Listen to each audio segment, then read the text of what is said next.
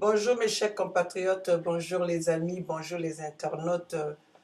Partout que vous êtes, je vous passe mon bonjour et toutes mes considérations envers vous qui êtes mes compatriotes qui me suivez de partout.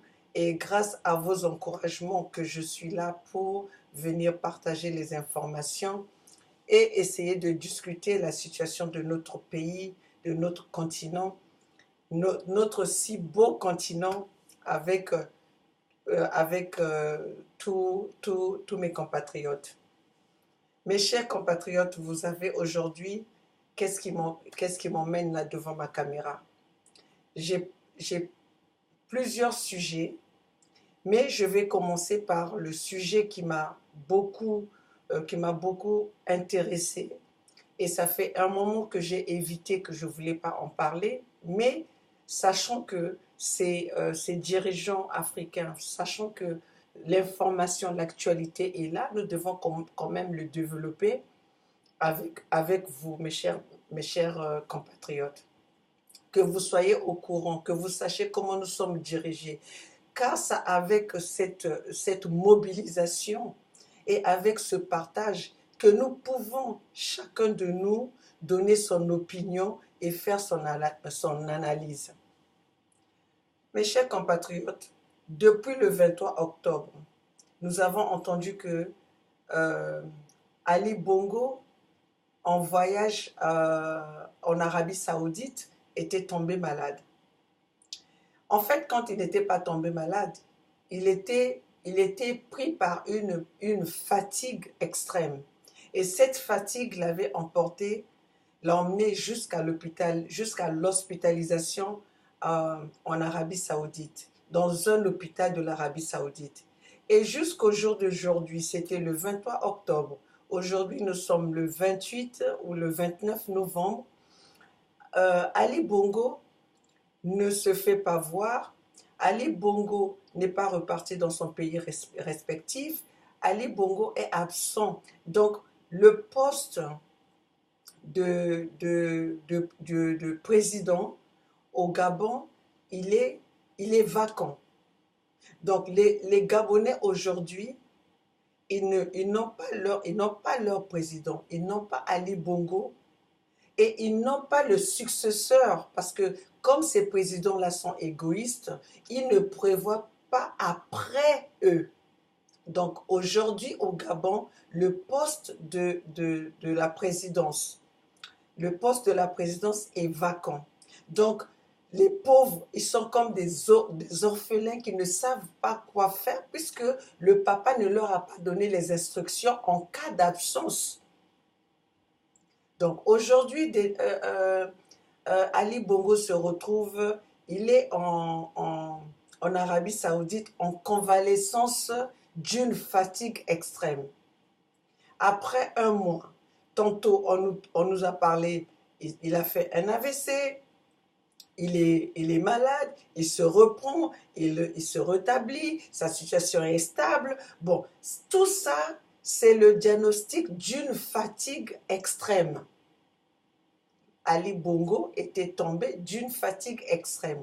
Mais la situation, parfois, le diagnostic, parfois, il est stable, il reprend, il est fatigué, il a fait un AVC, on est en train de nettoyer le cerveau. Donc, mais tout vient d'une fatigue. Bref, puisqu'on n'avait pas prévu ce genre de fatigue, je l'ai vu depuis que je suis née, depuis que je suis là dans ces pays de tous les pays que j'ai eu à faire du monde, c'est la première fois que je vois un individu qui est pris d'une fatigue extrême et qui reste dans un pays, qui reste hospitalisé pendant un mois, pendant plus d'un mois, sans pourtant que la population sache de quoi souffre leur président. Et ça ne s'arrête pas là. Aujourd'hui, sa fameuse femme, Sylvia Bongo, vient d'annoncer comme quoi son mari va être transféré au Maroc je ne sais pas si c'est pour des soins ou c'est pour le repos dans dans une plage au Maroc, une plage que les Gabonais n'ont pas, une plage que Ali Bongo n'a pas prévue dans son propre pays. Donc Ali Bongo, au jour d'aujourd'hui, se promène dans les airs pour aller se reposer dans les pays des autres. Il a commencé par Riyad, on nous a parlé qu'il était parti à Londres, après c'était à Paris, maintenant il est transféré au Maroc pour aller prendre des soins ou aller se reposer. Et pire encore, ça ne s'arrête pas là. On veut que le cabinet, l'équipe présidentielle, l'équipe présidentielle doit se déplacer pour aller travailler aux cheveux ou à la plage où se trouve Ali Bongo, au Maroc, pour prendre les décisions du Gabon. Non, là c'est un peu trop. Là c'est un peu trop, là on nous tue. Ali Bongo va se reposer au Maroc et fait venir sa femme Sylvia qui annonce que son mari va être transféré le mercredi au Maroc, et l'équipe présidentielle doit se déplacer pour aller prendre les décisions du Gabon au Maroc. Qu'est-ce qu'on n'aurait pas vu? Qu'est-ce qu'on n'aurait pas vu? Ali Bongo, donc, je vais réfléchir. Ali Bongo, il est tombé malade. Il est tombé d'une fatigue à Riyad. De Riyad, il est parti à Londres. À Londres. Parce que ça, c'est ce que nous avons compris. Hein, parce que depuis le départ, les informations ne sont pas nettes. Les informations ne sont pas claires. Donc, c'est du tantôt. C'est du tantôt il est là, tantôt. Ils se contredisent. Donc, le porte-parole de la présidence vient annoncer que Ali Bongo est tombé d'une fatigue extrême. Donc, il est suivi. Il est en train de se reposer en Arabie Saoudite. Après quelques jours, on vient annoncer que le président il est stable de sa maladie, je ne sais pas de quoi. Après, ils viennent dire que Ali Bongo va être transféré à Londres, en Angleterre. Après, c'est la France. Bon, écoutez, depuis le 23, Ali Bongo est en train de diriger son pays en l'air. Si il faut le dire comme ça, Ali Bongo est en train de diriger son pays d'en haut. D'ailleurs, c'est mieux pour lui parce que comme ça, il aura l'œil sur toute sa population. Donc, Ali Bongo est en train de diriger le Gabon en l'air. Donc, ça devient le Jésus-Christ, puisqu'on dit que Jésus, notre Dieu, il est en l'air. Donc, Ali Bongo, maintenant, il s'est transformé en Jésus-Christ qui est en train, pour les chrétiens, pour les autres, c'est Allah, ça dépend de quelle religion vous êtes. Donc, Ali Bongo est en train de nous diriger, est en train de diriger la population gabonaise depuis les airs. Donc, il plane. Là, c'est pour avoir bien l'œil sur les Gabonais. Et ce que je constate, aussi patient que la population gabonaise, cette patience, je ne l'ai jamais vue nulle part ailleurs, la patience des Gabonais, et ils attendent. Ils attendent alors que ils protestaient des dernières élections qu'il y a eu au Gabon. Les dernières élections qu'il y a eu au Gabon, euh, c'est Jean Ping qui avait gagné les élections. Et Jean Ping a été mis en résidence surveillée par Ali Bongo. Mais maintenant que Ali Bongo n'est plus en mesure, Ali Bongo est allé il est allé se reposer dans les pays des autres. Et il n'y a personne. Donc, le poste de président est vacant. Donc, aujourd'hui, tous les Gabonais sont en vacances.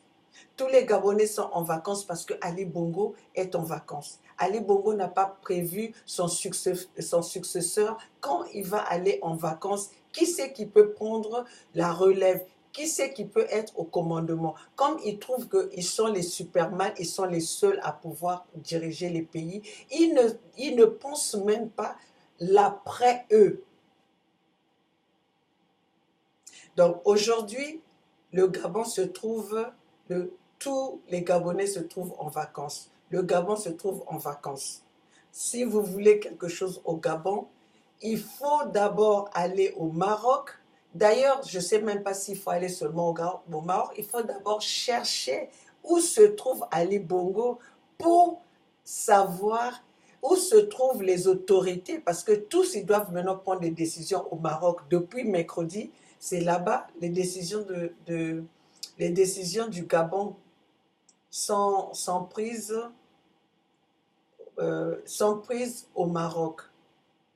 Donc le Gabon est dirigé maintenant, le siège de la présidence du Gabon se trouve au Maroc. Ça, c'est comme ça que l'Afrique est gouvernée. Le Gabonais, aujourd'hui, est en vacances. Donc, si vous voulez quelque chose au Gabon, gare à vous parce qu'il faut que vous faites d'abord les recherches où se trouve le président. Est-ce que le président gabonais, est-ce que Ali Bongo se trouve sur les plages de Maroc, sur les plages de Riyad, en Angleterre? Peut-être avant samedi, il sera. Quelles sont les plus belles plages du monde au fait? Aux Bahamas? Peut-être. Puisqu'il doit se reposer, son repos demande d'être sur les plus belles plages du monde pour qu'il puisse bien se reposer et quand il va revenir au Gabon, qu'il prenne des bonnes décisions, qu'il prenne des vraies décisions pour pouvoir transformer le Gabon. Ali Bongo doit être dans les plus belles plages du monde pour essayer de récupérer de sa fatigue. Aujourd'hui, c'est même pas, il n'y a plus de porte-parole à la présidence, au cabinet de la présidence. C'est Sylvia Bongo qui prend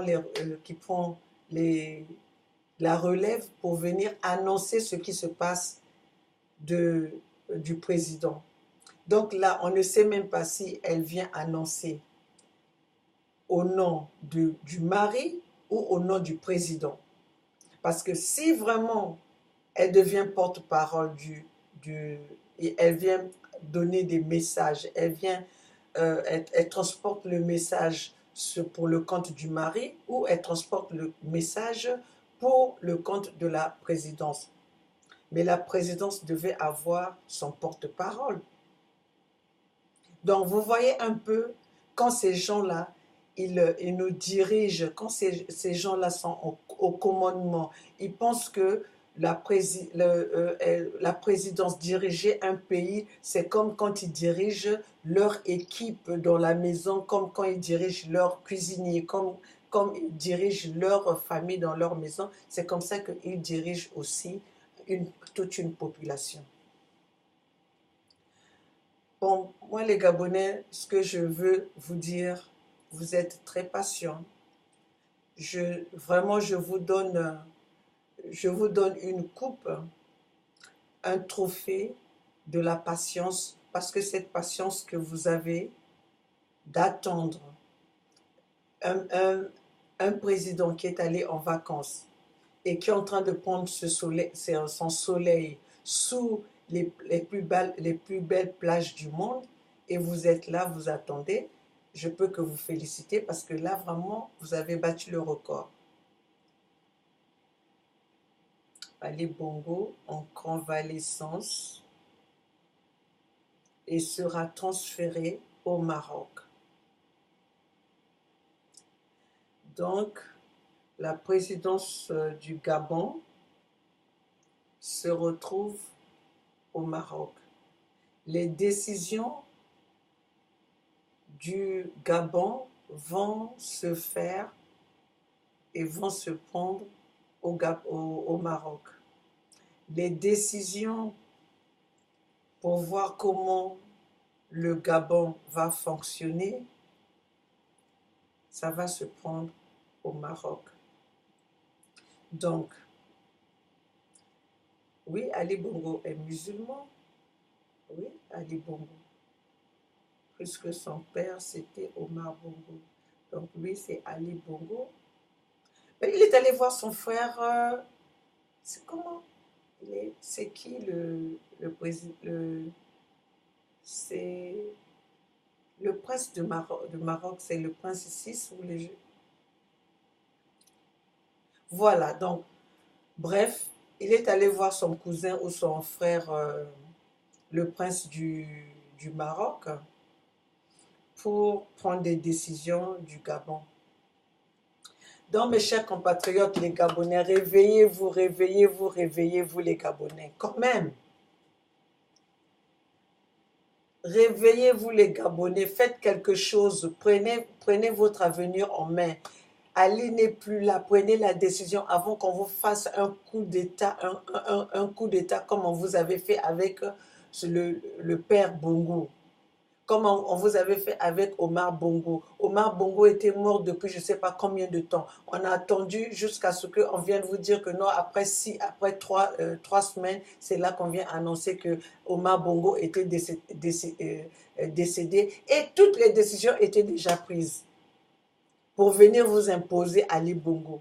Maintenant, c'est le moment est arrivé que vous prenez vos décisions, vous prenez votre avenir, votre destin en main. Please, s'il vous plaît les Gabonais, prenez votre destin en main. Prenez votre destin en main, c'est le moment ou jamais. Les Gabonais, moi je vous parle parce que j'ai la même situation dans mon pays. On est tous en train de vivre les mêmes situations dans nos pays respectifs. Les Gabonais, s'il vous plaît, réveillez-vous. Ne continuez pas seulement à marcher, à faire quoi? Aller voir Macron. Prenez ceux qui sont sur place, réveillez-vous, réveillez-vous. C'est le moment de faire un coup d'État. Parce que c'est avec ces gens-là, si ce n'est pas avec un coup d'État, ils ne vont pas vous laisser. Ils sont en train de réfléchir comment est-ce qu'il faut faire pour venir vous imposer quelqu'un devant, quelqu'un qui va venir encore du même parti euh, que Ali Bongo, pour faire la continuité de ce gouvernement, de faire la continuité de la politique que Ali Bongo vous a déjà exigée. Ali Bongo n'est plus de ce monde. Donc, jusque-là, vous laissez même un mort vous commander. Vous laissez un mort au commandement de votre pays. Un mort. Parce que si aujourd'hui Bongo était au pouvoir, il était encore en vie, pourquoi on ne montre pas les images? Bongo n'est plus là. Bongo, il est mort. Oh, il est mort. Bongo, il est mort, mes chers compatriotes. Comment est-ce que les gens peuvent avoir aussi la patience comme ça? Vous pleurez parce que vous n'aimez pas de ce président, parce qu'il est en train de vous faire souffrir. Maintenant que l'opportunité, Dieu vous aime, Dieu vous aime, vous êtes bénis. Dieu vous aime a même fait que Ali Bongo aille mourir à l'étranger. Ali Bongo aille faire sa crise à l'étranger. Ali Bongo, malgré les plages qu'il y a au Gabon, que Ali Bongo aille prendre son soleil à l'étranger. Maintenant que Ali Bongo est en train de prendre son soleil dans d'autres plages, pourquoi est-ce que vous, les Gabonais, vous n'allez pas prendre une décision de déstabiliser ce gouvernement-là? déstabiliser le gouvernement de Ali Bongo, déstabiliser le gouvernement d'Ali Bongo. Bon, moi c'est ce que je voulais venir dire parce que vous n'allez pas dire qu'on ne vous a pas assisté. Nous sommes en train de s'assister. Les diasporas de l'Afrique, là, on en a marre. Nous devons travailler la main dans la main. Donc, moi, ma part de contribution, c'est pour venir vous dire, les Gabonais, prenez votre destin en main maintenant. Ça doit être maintenant parce que Ali Bongo n'est plus de ce monde. Ali Bongo n'est plus de ce monde. Ne pensez pas que Ali Bongo est en l'air en train de vous diriger. Ali Bongo n'est plus de ce monde. Ils sont en train de prendre du temps pour essayer de voir comment est-ce qu'ils vont mettre une continuité d'Ali Bongo à la tête de ce pays. Vous vous rendez compte qu'on commence à aller prendre les décisions au Maroc? Qu'est-ce que vous avez en commun avec le Maroc?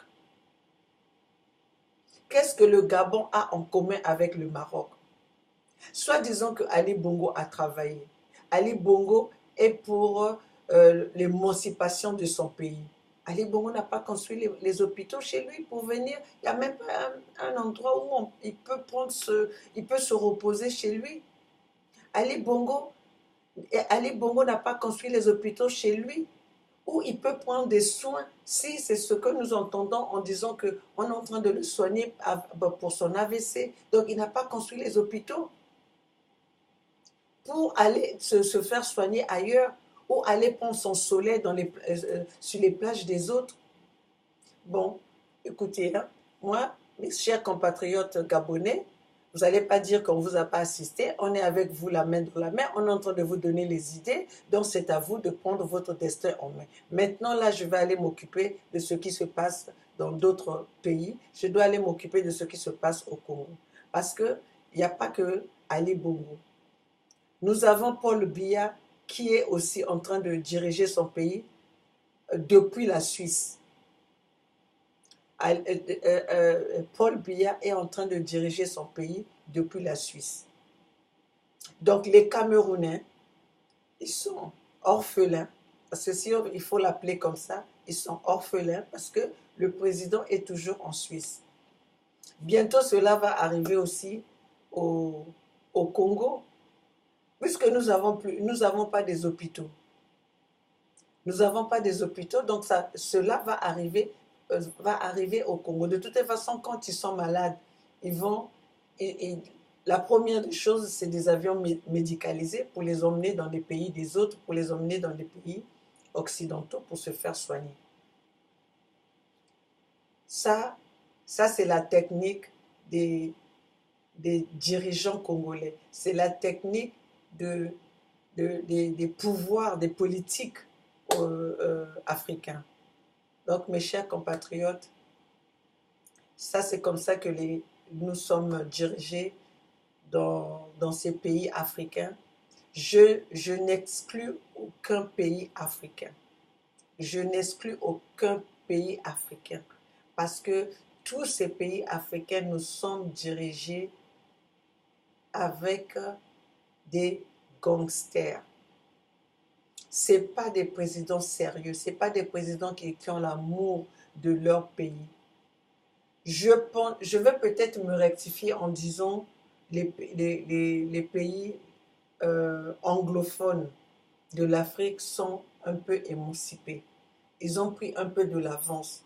Mais les pays francophones, vous savez, la France, il nous a tirés vers le bas.